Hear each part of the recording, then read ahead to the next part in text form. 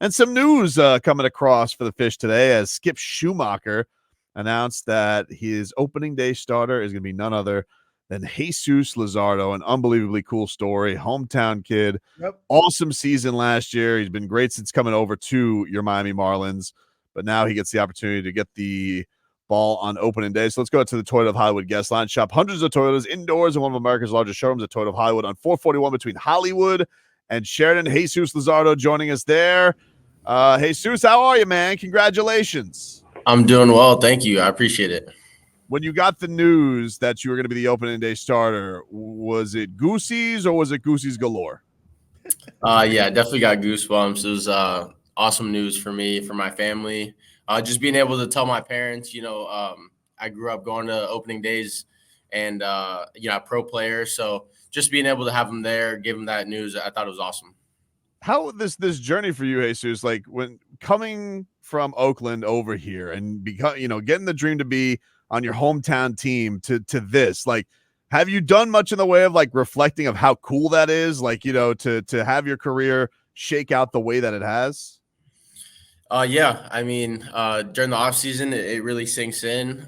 Just being able to, the off season, the last game of the season, I just go home and I grew up in Parkland, live in Parkland now. Just live there year round. Being able to drive to the field or drive here to spring training, go home. It just, it's just a blessing for me, for my family, a lot of friends.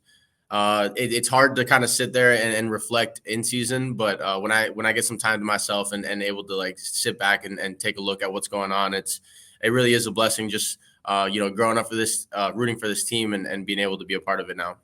What's your preparation for? I always wonder, as a starting pitcher, and you're going to be opening, pitching the first game.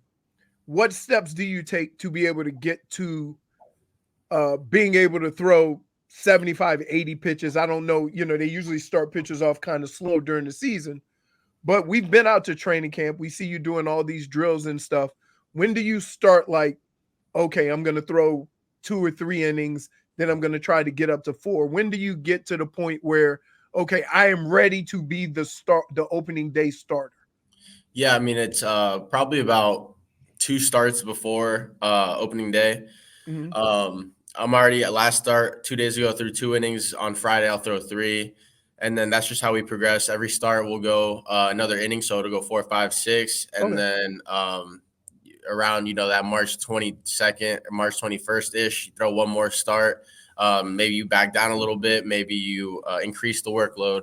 But basically you build up progressively up until, opening day. Then you're ready to go. How much responsibility did you feel coming into this year, Jesus, of stepping up as a leader, knowing that Sandy was not going to be able to pitch for you guys and he took such pride in that role? Did you feel any responsibility to kind of take the mantle of that, knowing that he'll be around, but if you're not going to have him on the hill, it's a little bit different. So you need somebody still on the inside of things. Yeah, I do. I do feel responsibility. I think it's an honor, to be the guy kind of leading us off and trying to get us off on the right foot. I think it's going to be a big group effort at the same time. I think we got a lot of young guys, a lot of guys that are going to have to hit new PRs and innings and all that. But at the same time, like you said, I think it's nice to have someone on the inside and kind of on the field. And I think it is an honor for me, and I'm extremely excited to be that guy. How overlooked do you think this team is right now? Because obviously you guys are in a division where the flash is always going to go to the big spenders, but you guys made the playoffs last year, man. And I do feel like there's a bit of overlook. You guys have made some fun additions this year. How much do you feel like this Marlins team is being overlooked in the NL East right now? Yeah, I think we're being extremely overlooked. I think last year we were overlooked, and I think this year again. But at the same time, I think we like that. I think we like to have that little edge, that little chip on our shoulder, that we made the playoffs last year, that, people aren't really paying attention to us. We might not have the biggest offseason, but I think we had some additions and some key pieces. And I think that for us, it's we use that to our advantage and kind of be the underdog and face some teams that, they think they're going to come in to Miami and whatever it might be, route us. And I think like I said, we use that to our advantage and have that little edge.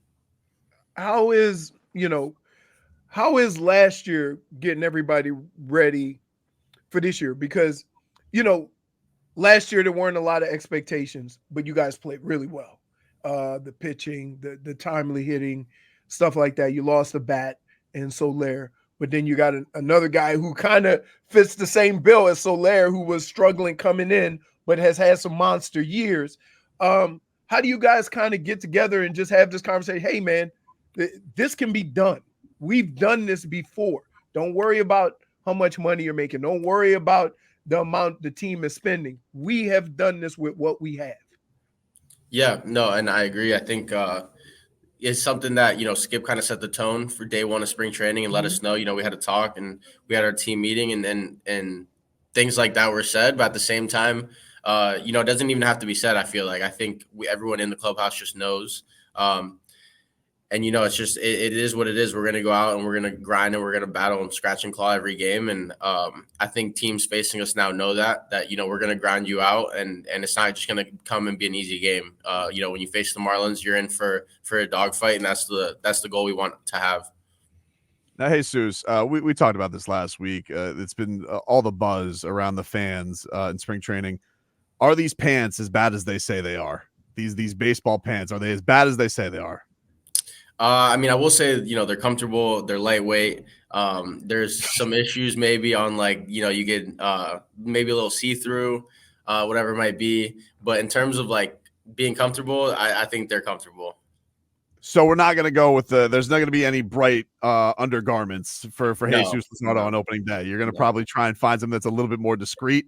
Yeah, I'm going to go black sliders. I can tell you that right now all year. Yes, I've been trying to tell these guys this. They normally wear stuff under there. And for football players, we have the same thin stuff. But guess what? You see pants and you can see just a jock strap. Yeah, right. And nobody made a big deal about football players doing it. Now, all of a sudden, the baseball, regardless, all flip out. First of all, do you understand the burns you get if you don't wear tights under there? Come on, yeah, you man. Gotta wear tights, especially the position players. Yeah. Yeah. Well, hold on, but I'm sure baseball players do weird things, Jesus. There's no way in your time ever in the sport that somebody has not worn something like a thong or something strange just to get out of a slump. And I just wonder if this is going to deter people from these type of activities because of these maybe transparent pants. Well, I think the guys that are willing to go out on a limb and wear the thong or whatever it might be, I think they won't care. So yeah, they don't care. They're trying to get out of the slump. Yeah, maybe you might see some interesting things throughout the year. We'll see. Who is though most likely in the clubhouse? Because I got my money on Jake Berger, most likely guy that would go in that direction. Can you reveal who is most likely to wear something strange to get out of a slump? Man, that's tough.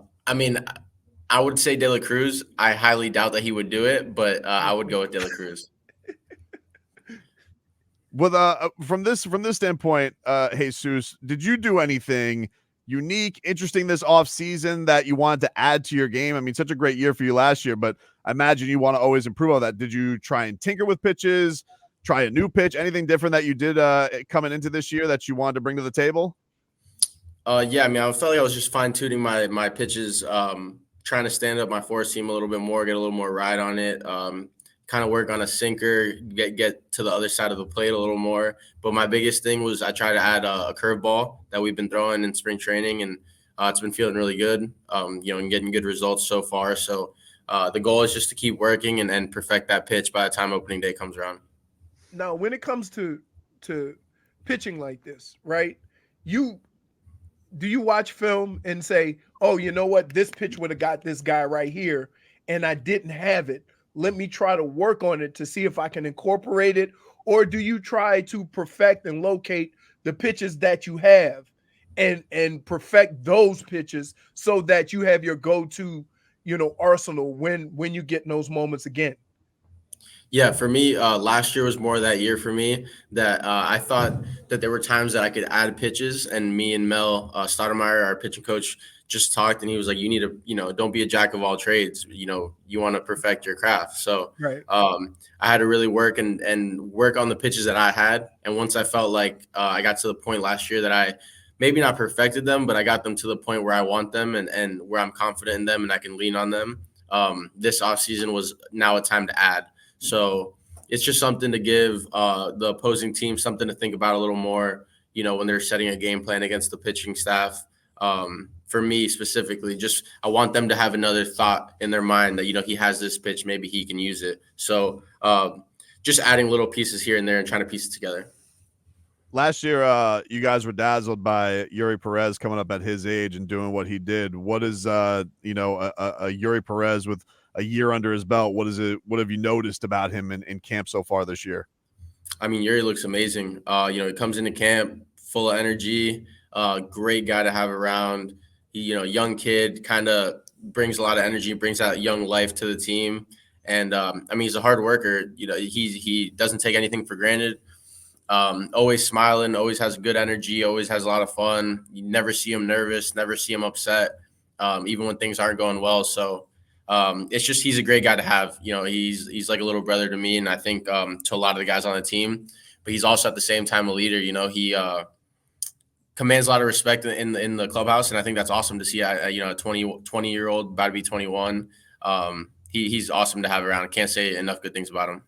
Is that a pitcher's mentality, though? You have to kind of be even keel because things go up and down and you have to just stay the course. So it's more of a pitching thing than necessarily just a baseball thing, right? Yeah, I've seen, for the most part, it's a long season, so you want everyone to have that mentality. But I've seen, the best pitchers that I've gotten to share a clubhouse with in my career has been guys that just stay even keel, like you said. They might have a great game and punch out the world, and after the game you see them exactly as if they just gave up 7 runs. So it's not that you take a bad outing lightly or anything, but it's just it's a long season. You get 33 starts in a full season. Not every start's going to go perfect the way you want it. You got to understand that it is what it is. You flush it, you fix what you got to fix, and you move on. So you got to stay very even because the highs can get highs and the lows can get really low. So you don't want to get affected too much. Hey, Suze, before we get you out of here, always got to get your pulse on things around the sports landscape down here in South Florida. How confident are you right now as a Cats fan?